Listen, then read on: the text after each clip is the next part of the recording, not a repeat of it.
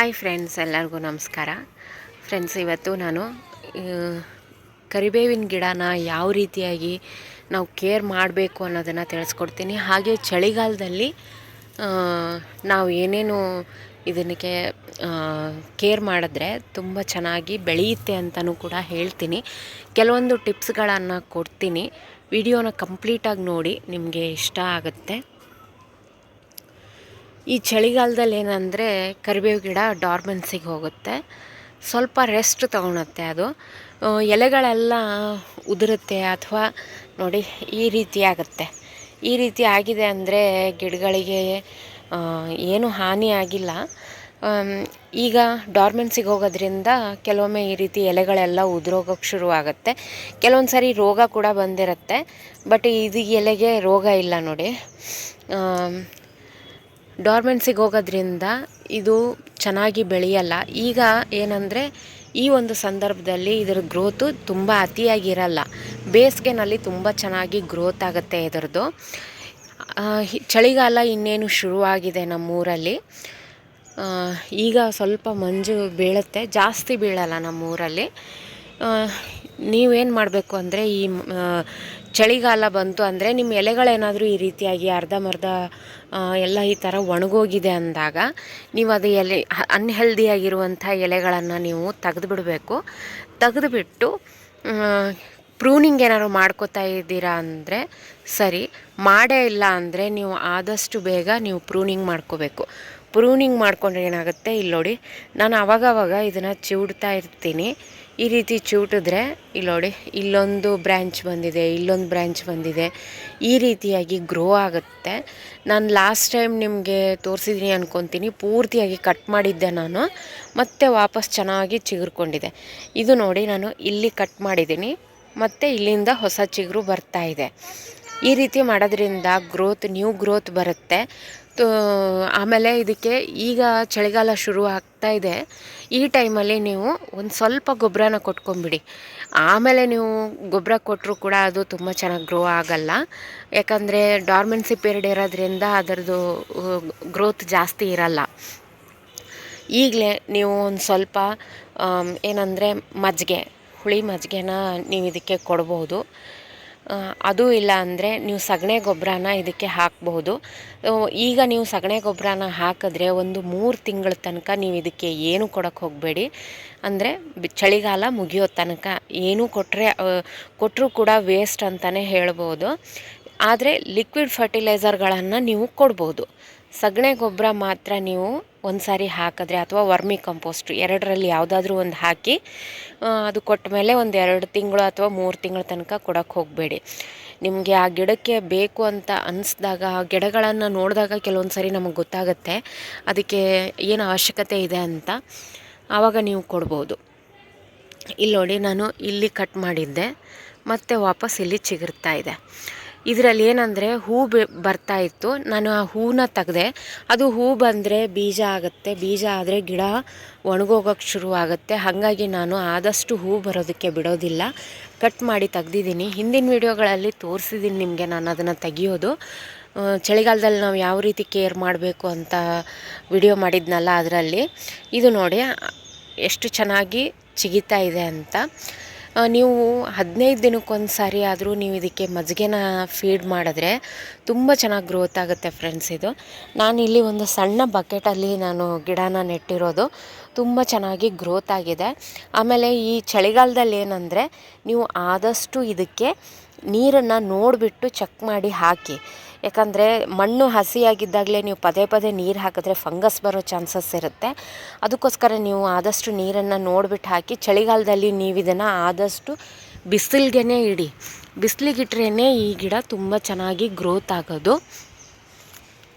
ಆಮೇಲೆ ಚಳಿಗಾಲದಲ್ಲಿ ಈ ಥರ ಒಂದು ಇನ್ಸೆಕ್ಟ್ ಬರುತ್ತೆ, ಇಲ್ಲಿ ಕಾಣಿಸ್ತಾ ಇದೆ ಅಂದ್ಕೊತೀನಿ ನೋಡಿ, ಇದೇನಿದೆಯಲ್ಲ, ಈ ಎಲೆ ಏನೂ ತೊಂದರೆ ಮಾಡಲ್ಲ ಗಿಡಗಳಿಗೆ. ತೆಗೆದು ತೋರಿಸ್ತೀನಿ ರೀ ನಿಮಗೆ. ಇದನ್ನು ನಾನು ನನ್ನ ಗಾರ್ಡನಲ್ಲಿ ಸಾಕಷ್ಟು ಸಾರಿ ತೋರಿಸಿದ್ದೀನಿ. ಇಲ್ಲಿದೆ ನೋಡಿ, ಇದು ಗಿಡಗಳಿಗೇನು ಹಾನಿ ಇಲ್ಲ, ಬಟ್ ಎಲೆಗಳನ್ನು ತಿಂದು ಇದು ಬೆಳೆಯುತ್ತೆ. ಆ ಥರದ ಹುಳ ಇದು. ಇದು ಏನಂದರೆ ನೆಕ್ಸ್ಟು ಸ್ವಲ್ಪ ಕಪ್ಪಗಿರುತ್ತೆ ಫಸ್ಟು, ಆಮೇಲೆ ಈ ಥರ ಗ್ರೀನ್ ಕಲರ್ ಆಗುತ್ತೆ, ಆಮೇಲೆ ಇದು ಚಿಟ್ಟೆ ಆಗಿಬಿಟ್ಟು ಬಟರ್ಫ್ಲೈ ಆಗಿ ಹಾರೋಗುತ್ತೆ. ಇದು ಎಲೆಗಳನ್ನು ತಿನ್ನುತ್ತೆ. ಆದರೆ ಇದು ಒಂದಿದ್ದರೆ ನಿಮ್ಮ ಒಂದು ಗಿಡದಲ್ಲಿ ಒಂದು ಎಲೆನೂ ಉಳಿಸಲ್ಲ, ಆ ರೀತಿಯಾಗಿ ತಿಂದಾಕತ್ತೆ. ಆಮೇಲೆ ಇದರದ್ದು ಮರಿಗಳು ಕೂಡ ಅಷ್ಟೇ ಜಾಸ್ತಿ ಆಗಿಬಿಡ್ತವೆ.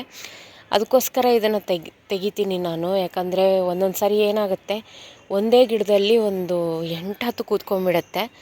8-10 ಕೂತ್ಕೊಂತು ಅಂದರೆ ಒಂದೇ ಸಾರಿಗೆ ಜಾಸ್ತಿಯಾಗಿ ಎಲ್ಲ ಎಲೆಗಳನ್ನೂ ತಿಂದಾಕತ್ತೆ. ಇಲ್ಲಿ ನೋಡಿ, ಇದರಲ್ಲಿ ಮರಿ ಹಾಕಿರುತ್ತೆ. ಈ ರೀತಿ ಎಲೆಗಳೇನಾದ್ರು ಸುತ್ತಕೊಂಡಿದೆ ಅಂತ ಅಂದರೆ ಇದರಲ್ಲಿ ಮರಿ ಹಾಕಿರುತ್ತೆ ಅದು. ಹಾಗಾಗಿ ಈ ಥರ ನಾವು ಆವಾಗವಾಗ ಚೆಕ್ ಮಾಡ್ತಾ ಇರಬೇಕು ಈ ಚಳಿಗಾಲದಲ್ಲಿ. ಇದನ್ನ ನೋಡಲಿಲ್ಲ ಅಂದರೆ ಗಿಡ ಪೂರ್ತಿಯಾಗಿ ಹಾಳಾಗುತ್ತೆ. ನಾನು ಕರಿಬೇವು ಗಿಡ ಹಾಕಿದ್ಮೇಲೆ ಒಂದಿನಾನು ನಾನು ಹೊರಗಡೆಯಿಂದ ಕರಿಬೇವನ್ನ ಕೊಂಡ್ಕೊಂಡಿಲ್ಲ.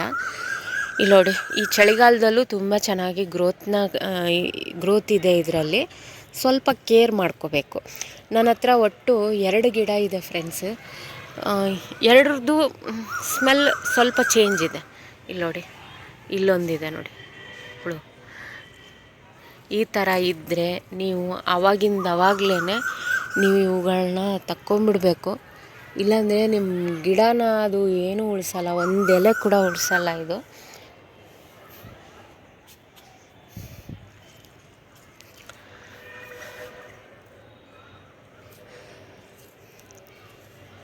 ಬೇಸಿಗೆನಲ್ಲಿ ನೀವು ಇದಕ್ಕೆ ಲಿಕ್ವಿಡ್ ಫರ್ಟಿಲೈಸರ್ಗಳನ್ನು ಕೊಡ್ತಾ ಹೋಗಿ. ಆಮೇಲೆ ನೀವು ಎಲೆಗಳನ್ನ ಕಟ್ ಮಾಡಬೇಕಾದ್ರೆ ನೀವು ತೆಗಿತಿರ್ತೀರಲ್ಲ, ಈ ರೀತಿಯಾಗಿ ತೆಗಿಬಾರ್ದು. ಈ ರೀತಿಯಾಗಿ ತೆಗಿಯೋಕ್ಕೆ ಹೋಗಬೇಡಿ. ಈ ಥರ ಕಡ್ಡಿ ಬಿಟ್ಟು ತೆಗಿಬಾರ್ದು.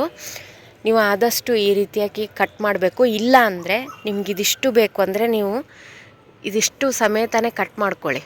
ಇಲ್ಲ ಇದೊಂದೊಂದೇ ಕಡ್ಡಿನ ತೆಗೀರಿ. ಈ ರೀತಿ ಕಟ್ ಮಾಡಿದ್ರೆ ಏನಾಗುತ್ತೆ, ನೆಕ್ಸ್ಟ್ ಬೇರೆ ಕಡೆ ಚಿಗಿಯುತ್ತೆ. ಅದಕ್ಕೋಸ್ಕರ ಈ ರೀತಿ ಕಟ್ ಮಾಡೋದಷ್ಟೇ. ಬಟ್ ನಾನೇನು ಮಾಡ್ತೀನಿ, ಜಾಸ್ತಿ ಕಟ್ ಮಾಡ್ಕೊಳಲ್ಲ ನಾನು. ಒಂದೊಂದು ಸಾರಿ ಒಂದೇ ಎಲೆ ಈ ರೀತಿ ಒಂದು ಪೂರ್ತಿ ಕಡ್ಡಿನ ತೆಗಿತೀನಿ.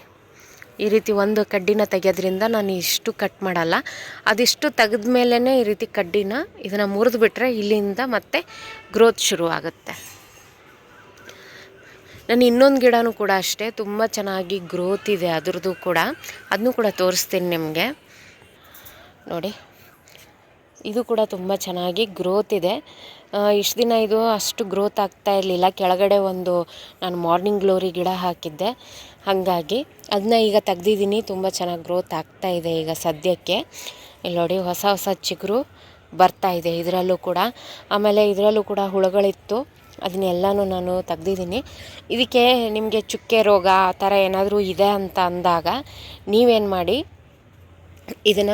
ಇದಕ್ಕೆ ಬೇವಿನ ಎಣ್ಣೆ ಹಾಗೆ ಒಂದು ಸ್ವಲ್ಪ, ಇಲ್ಲ ಅಂದರೆ ಸಾಸಿವೆ ಎಣ್ಣೆ ಅದಿದ್ದರೆ ಅದನ್ನು ಕೂಡ ನೀವು ಸ್ಪ್ರೇ ಮಾಡ್ಕೋಬೋದು. ಇದು ಕರಿಬೇವನ್ನು ನಾವು ತಿನ್ನೋದ್ರಿಂದ ನಾನು ಆದಷ್ಟು ಕೆಮಿಕಲನ್ನು ಬೇಡ ಅಂತ ಹೇಳ್ತೀನಿ. ನಿಮಗೆ ಕೆಮಿಕಲ್ ಫರ್ಟಿಲೈಸರ್ ಅಂದರೆ ನೀವು ಲೈಝಾಲ್ ಇರುತ್ತಲ್ಲ ಮನೆಯಲ್ಲಿ, ಅದನ್ನು ಕೂಡ ಇದಕ್ಕೆ ಬಳಸ್ಕೋಬೋದು. ಬಟ್ ಅದು ಒಳ್ಳೆಯದಲ್ಲ ಆರೋಗ್ಯಕ್ಕೆ. ಅದಕ್ಕೋಸ್ಕರ ನಾನು ಈ ಬೇವಿನ ಎಣ್ಣೆ ಹೇಳ್ತಾ ಇದ್ದೀನಿ. ಇಲ್ಲ ಅಂದರೆ ಬೆಳ್ಳುಳ್ಳಿ ಬೆಳ್ಳುಳ್ಳಿದು ಒಂದು ಇನ್ಸೆಕ್ಟಿಸೈಡ್ ಮಾಡೋದನ್ನು ನಾನು ಹೇಳ್ಕೊಟ್ಟಿದ್ದೀನಿ, ವಿಡಿಯೋ ಹಾಕಿದ್ದೀನಿ. ಅದನ್ನು ಕೂಡ ನೀವು ಹಾಕ್ಬೋದು. ಅದು ಕೂಡ ತುಂಬ ಚೆನ್ನಾಗಿ ಕೆಲಸ ಮಾಡುತ್ತೆ. ಅದನ್ನು ಕೂಡ ಹಾಕಿದ್ರೂ ತೊಂದರೆ ಇಲ್ಲ. ಈಗ ಡಾರ್ಮೆನ್ಸಿಗೆ ಹೋಗ್ತಾ ಇದೆ ಅಂದಾಗ ನೀವು ಇದನ್ನು ಗಿಡನ ಏನು ಮಾಡಬೇಕು, ಪಿಂಚಿಂಗ್ ಮಾಡಬೇಕು. ಇಲ್ಲ ಅಂದರೆ ನೀವು ಪೂರ್ತಿಯಾಗಿ ಹಾರ್ಡ್ ಪ್ರೂನಿಂಗ್ ಅಂದರೆ ಪೂರ್ತಿಯಾಗಿ ಈ ಥರ ಕಟ್ ಮಾಡಿಬಿಡಿ. ನಿಮಗೆ ಒಂದೆಲೆನೂ ಇಲ್ಲ, ಚೆನ್ನಾಗಿ ಕಾಣಲ್ಲ ಗಿಡ ಅಂತ ಅಂದ್ಕೋಬೇಡಿ. ಯಾಕಂದರೆ ನೀವು ಕಟ್ ಮಾಡಿದ್ರೇ ತುಂಬ ಚೆನ್ನಾಗಿ ಗ್ರೋತ್ ಆಗುತ್ತೆ. ಅದಕ್ಕೋಸ್ಕರ ಒಂದು ಸಾರಿ ಈಗ ಫರ್ಟಿಲೈಸರ್ನ ಕೊಟ್ಟು ಬಿಟ್ಟುಬಿಡಿ. ಇದರಲ್ಲಿ ಕಸ ಅದು ಬೆಳೆಯೋಕ್ಕೆ ಬಿಡೋಕ್ಕೆ ಹೋಗಬೇಡಿ. ಆದರೆ ನೀವು ಈ ಥರ ಇದ್ದಾಗ ಈ ಡಾರ್ಮೆನ್ಸಿಗೆ ಹೋಗುತ್ತೆ ನೋಡಿ, ಆವಾಗ ನೀವೇನು ಮಾಡಬೇಕು, ಇದ್ರ ಮೇಲೆ ಸೊಪ್ಪು ಬೆಳ್ಕೋಬೋದು. ಪಾಲಕ್ ಸೊಪ್ಪು, ಹುಣ್ಸೆಗೆ ಸೊಪ್ಪು, ಮೆಂತೆ ಈ ಥರ ನೀವು ಬೆಳ್ಕೋಬೋದು. ತುಂಬ ಚೆನ್ನಾಗಿ ಗ್ರೋತ್ ಆಗುತ್ತೆ. ನಿಮಗೆ ಕರಿಬೇವು ಚಿಗಿಯೋಷ್ಟಲ್ಲಿ ನಿಮಗೆ ಆ ಸೊಪ್ಪು ಸಿಕ್ಕುತ್ತೆ. ನೀವು ಅದನ್ನೂ ಕೂಡ ಟ್ರೈ ಮಾಡಿ. ನಾನು ಅದೇ ರೀತಿಯಾಗೆ ಮಾಡೋದು. ಯಾಕಂದರೆ ಒಂದೊಂದು ಪಾಟು ಎಲ್ಲ ಗಿಡಗಳಿಗೆ ತರೋದು ಸ್ವಲ್ಪ ಕಷ್ಟ ಆಗುತ್ತಲ್ಲ, ಅದಕ್ಕೋಸ್ಕರ ಹೇಳ್ತಾ ಇದ್ದೀನಿ. ಬಿಸಿಲು ನಿಮಗೆ ಒಂದು 5-6 ಗಂಟೆ ಬಿಸಿಲು ಬಿದ್ದರೆ ಸಾಕಿದಕ್ಕೆ. ಯಾಕಂದರೆ ಬಿಸಿಲಿದ್ರೇ ತುಂಬ ಚೆನ್ನಾಗಿ ಗ್ರೋತ್ ಆಗುತ್ತೆ. ನೀರು ಕೂಡ ಹೇಳಿದ್ನಲ್ಲ, ನೀವು ಜಾಸ್ತಿ ನೀರನ್ನು ಹಾಕಕ್ಕೆ ಹೋಗಬೇಡಿ. ಮಣ್ಣು ಈ ರೀತಿ ಡ್ರೈ ಆಗಿದೆ ಅಂದಾಗ ಮಾತ್ರ ನೀವು ನೀರನ್ನು ಹಾಕಬೇಕು. ಫರ್ಟಿಲೈಸರ್ ಒಂದು ಸಾರಿ ಮಾತ್ರ ಈಗ ಸ್ಟಾರ್ಟಿಂಗಲ್ಲಿ ಕೊಟ್ಟಬೇಡಿ. 1 ತಿಂಗಳು 2 ತಿಂಗಳ ತನಕ ಕೊಡೋ ಅವಶ್ಯಕತೆ ಬೀಳೋದಿಲ್ಲ. ಟೈಮ್ ಸರಿಯಾಗಿ ಪಿಂಚಿಂಗ್ ಮಾಡೋದು, ಇದಿಷ್ಟಿದ್ರೆ ಸಾಕಾಗತ್ತೆ. ಕರಿಬೇವು ಗಿಡ ತುಂಬ ಚೆನ್ನಾಗಿ ಗ್ರೋತ್ ಆಗುತ್ತೆ. ಈಗ ಚಳಿಗಾಲಕ್ಕಾಯಿತು, ನೀವು ನೆಕ್ಸ್ಟು ಚಳಿಗಾಲ ಮುಗಿತಾ ಇದ್ದಂಗೆ ನೀವು ಇದಕ್ಕೆ ಮಜ್ಜಿಗೆ ಮತ್ತು ಹಿಂಗಿನ ನೀರನ್ನು ನೀವು ಇದಕ್ಕೆ ಕೊಟ್ಟರೆ ಈ ಎಲೆಗಳು ತುಂಬ ಚೆನ್ನಾಗಿ ಸುವಾಸನೆ ಭರಿತವಾಗಿರುತ್ತೆ, ತುಂಬಾ ಚೆನ್ನಾಗಿರುತ್ತೆ. ಗ್ರೋತ್ ಕೂಡ ಅಷ್ಟೇ ತುಂಬ ಚೆನ್ನಾಗಾಗುತ್ತೆ. ಸಗಣಿ ಗೊಬ್ಬರ ಅಥವಾ ಕುರಿ ಗೊಬ್ಬರ ಕೊಟ್ಟರೆ ಇನ್ನೂ ತುಂಬ ಚೆನ್ನಾಗಿ ಗ್ರೋತ್ ಆಗುತ್ತೆ ಇದರದ್ದು. ಆದಷ್ಟು ಲಿಕ್ವಿಡ್ ಫರ್ಟಿಲೈಸರ್ಗಳನ್ನು ಇದಕ್ಕೆ ಕೊಡಿ, ತುಂಬ ಚೆನ್ನಾಗಿ ಗ್ರೋತ್ ಆಗುತ್ತೆ. ನೆಲದಲ್ಲಿ ಹಾಕಿದ್ರಂತೂ ತುಂಬ ಚೆನ್ನಾಗಿ ಬೆಳೆಯುತ್ತೆ. ಪಾಟ್ಗಿಂತ ಚೆನ್ನಾಗೇ ಬೆಳೆಯುತ್ತೆ ಅಂತಲೇ ಹೇಳ್ಬೋದು. ಪಾಟಲ್ಲೂ ಕೂಡ ಚೆನ್ನಾಗಿ ಬೆಳೆಯುತ್ತೆ, ಬೆಳೆಯಲ್ಲ ಅಂತ ಅಲ್ಲ. ಬಟ್ ಕಂಪ್ಯಾರಿಸನ್ ನೆಲದಲ್ಲಿ ಹಾಕಿದ್ರೆ ತುಂಬ ಚೆನ್ನಾಗಿ ಗ್ರೋತ್ ಆಗುತ್ತೆ. ಜಾಗ ಇಲ್ಲ ಅನ್ನೋರು ನೀವು ಪಾಟಲ್ಲಿ ಬೆಳ್ಕೋಬೋದು. ವರ್ಷಕ್ಕೆ 1 ಸಾರಿ ನೀವು ರೀಪಾಟನ್ನು ಮಾಡ್ಕೋಬೇಕಾಗತ್ತೆ. ನೀವು ರೀಪಾಟ್ ಮಾಡ್ಕೊಂಡ್ರೇ ಗಿಡ ತುಂಬ ಚೆನ್ನಾಗಿ ಗ್ರೋತ್ ಕೊಡುತ್ತೆ. ನೀವು ಈಗೂ ಕೂಡ ರೀಪಾಟನ್ನು ನೀವು ಮಾಡ್ಕೋಬೋದು.